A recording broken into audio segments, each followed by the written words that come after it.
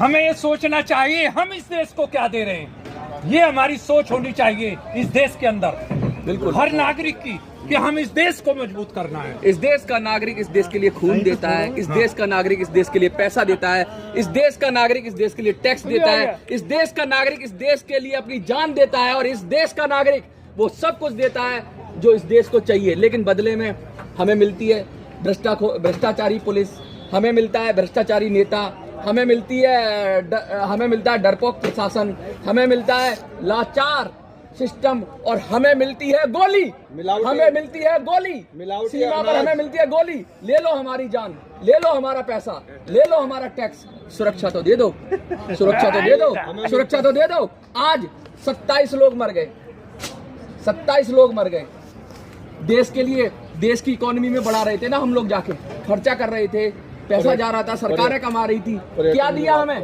क्या दिया? आज पूछना पड़ेगा कि लोग ऊपर हैं, लोग देश बनाते हैं, लोगों से मिलकर देश बनता है।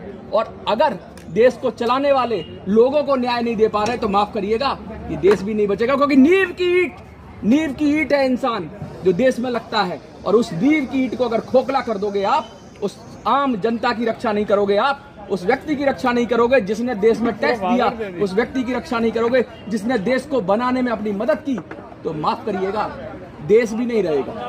कुछ नहीं, इसका जवाब वो मिलेगा इस देश के अंदर जो सोच भी नहीं सकेगा। एक दिन वो आएगा कि पाकिस्तान के अंदर जो है भारत का तिरंगा फहराएगा, वो दिन दूर नहीं है। अब वो क्रांति इस देश के अंदर आएगी, ये जनता चुप नहीं रहेगी, ये क्रांति करके रहेगी, उस तरफ चढ़ाई करेंगे हम जो है। अगर ये सरकार भी हट गई तो यहाँ की जनता जो है गोली के आगे चलेगी। बहुत शानदार। गोली 500 कोस दूर तक हमला करती है। हम जो है मरने के लिए तैयार हैं। मिट गया जब मिटने वाला, फिर सलाम आया तो क्या, दिल की बर्बादी के बाद पैगाम आया तो क्या आया। सरकार को कदम लेना ही पड़ेगा। 5 दिन इंतजार करिए, अगर सरकार नहीं करेगी तो बच्चा सड़क पे आ जाएगा। ये मैं अपने इस मंच से कह रहा हूँ आपको।